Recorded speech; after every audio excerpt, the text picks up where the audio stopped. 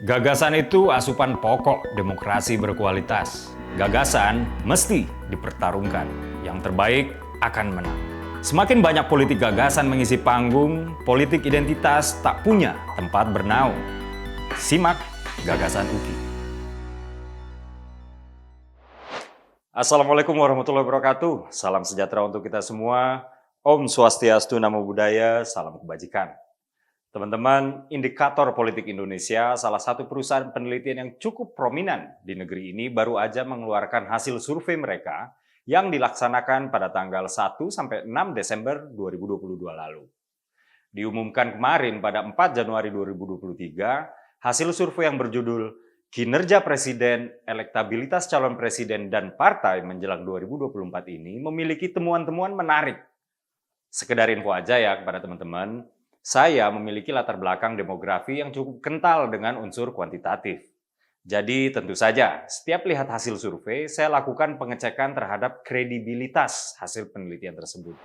Misalnya berapa jumlah sampel, metodologi sampling apa yang dipakai, lalu validasi sampel, dan lain-lain.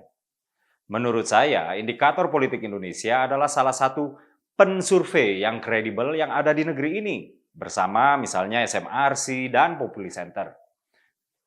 Kembali kepada temuan survei yang berjudul Kinerja Presiden, Elektabilitas Calon Presiden, dan Partai Menjelang 2024, yuk kita lihat beberapa temuan menariknya. Pertama, publik semakin puas kinerja Jokowi. Teman-teman, tingkat kepuasan publik atau approval rate terhadap Presiden RI pada akhir tahun ini tercatat tinggi, yaitu 71,3%. Setidaknya 7 dari 10 orang Indonesia menyatakan puas atau sangat puas ketika ditanya tentang kepuasan mereka terhadap kinerja Presiden Jokowi. Menariknya, kalau kita bagi lagi secara demografis, kepuasan terhadap kinerja Presiden Jokowi ada di hampir setiap kelompok demografi dan wilayah, kecuali kelompok etnis Minang. Kenapa ini? Saya juga secara etnis Minang, tapi saya puas dengan kinerja Pak Jokowi. Bayangin aja teman-teman, kita berhasil melewati himpitan, yaitu antara menekan jumlah penularan COVID dengan membatasi pergerakan atau mobilitas masyarakat serta kerumunan dan juga menjaga kondusivitas ekonomi. Selama pemberlakuan pembatasan kegiatan masyarakat atau PPKM sedang berlangsung, Indonesia tetap berhasil menjaga baik-baik pertumbuhan ekonomi, menekan angka kemiskinan, juga tingkat pengangguran terbuka. BPS mencatat angka kemiskinan berhasil ditekan dari 10,19% pada September 2021 menjadi 9,54% pada Maret 2022. Angka ini sudah mendekati level sebelum COVID, yaitu 9,22% pada September 2019 lalu. Pengangguran juga demikian, dari 7,07% atau 9,77 juta orang yang menganggur pada Agustus 2020, menjadi 5,86% atau 8,42 juta orang yang menganggur pada Agustus 2022. Kembali kepada sebaran dan karakteristik mereka yang puas terhadap kinerja Pak Jokowi, kepuasan lebih tinggi juga terdapat pada kelompok laki-laki, etnis Jawa dan etnis lainnya, pendidikan dan pendapatan yang cenderung tinggi, kalangan pelajar, pegawai dan wira swasta, orang-orang perkotaan, terutama wilayah DKI, Jateng, Yogyakarta, Jawa Timur, dan Indonesia bagian timur. Kedua, Ganjar kokoh dan semakin kokoh. Bakal calon presiden Ganjar Pranowo lagi dan lagi menduduki peringkat teratas ketika kita bicara keterpilihan atau elektabilitas. Dalam skema pilihan semi terbuka simulasi 34 nama, Ganjar menduduki peringkat teratas dengan 29,5%. Dengan skema pilihan semi terbuka simulasi 19 nama, Ganjar juga menduduki peringkat teratas dengan 30,7%. Dengan skema pilihan semi terbuka simulasi 10 nama, Ganjar lagi-lagi menduduki peringkat teratas dengan 31,5%. Sebetulnya berbagai skema simulasi semi terbuka hingga mengerucut ke 7 nama menunjukkan pola yang sama. Pertama, semakin sedikit nama, semakin tinggi elektabilitas Ganjar. Ya wajarlah, karena suaranya semakin tidak terbagi ke nama yang lain. Nah, yang kedua ini nih yang penting.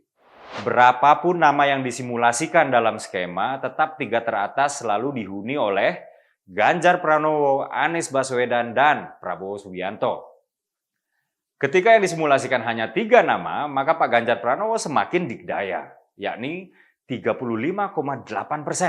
Disusul oleh Pak Anies dengan 28,3% dan Pak Prabowo dengan 26,7%. Nah, semakin menarik kalau kita lihat trennya, elektabilitas Pak Ganjar ini alami peningkatan dalam setahun terakhir dari 31,6% pada Desember 2021 jadi 35,8% pada Desember 2022. Demikian juga elektabilitas Pak Anies dari 24,4% pada Desember 2021 menjadi 28,3% pada Desember 2022.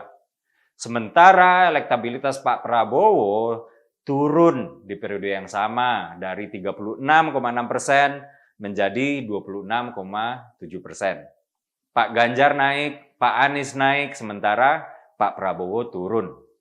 Saya menduga ada 2 yang jadi penyebabnya.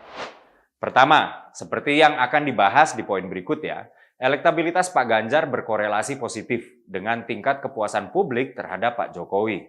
Kombinasi dari tingginya kepuasan publik terhadap Pak Jokowi dan bahwa Pak Ganjar identik dengan calon pemimpin nasional yang memiliki satu visi dengan Pak Jokowi menjadikan elektabilitas Pak Ganjar naik. Sementara Pak Anies menggerogoti elektabilitas Pak Prabowo. Mereka yang dulu memilih Pak Prabowo kini mulai memilih Anies. Alarm nih buat Pak Prabowo. Ketiga, elektabilitas Pak Ganjar berkorelasi positif terhadap kepuasan kinerja Jokowi.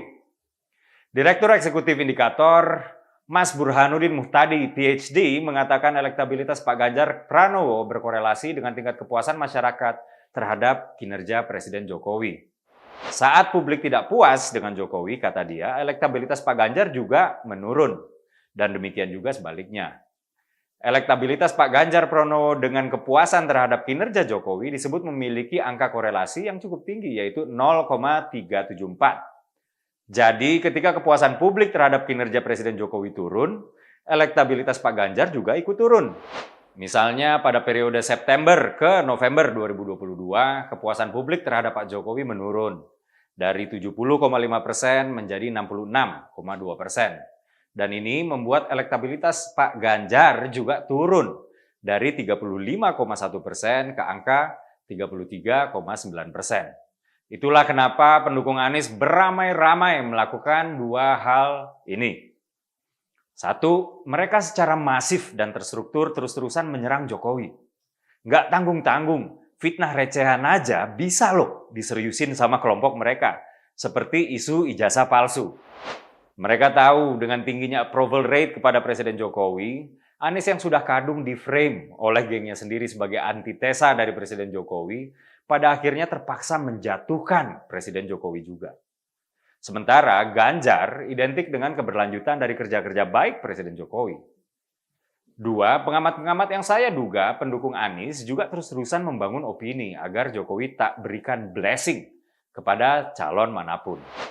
Misalnya, seorang pengamat yang sebetulnya saya juga kenal, Mas Henry Satrio, yang saya duga, sekali lagi saya duga, adalah pendukung terselubung Anies Baswedan, terus-terusan bernarasi agar Pak Jokowi tak menunjukkan endorsement-nya kepada siapapun.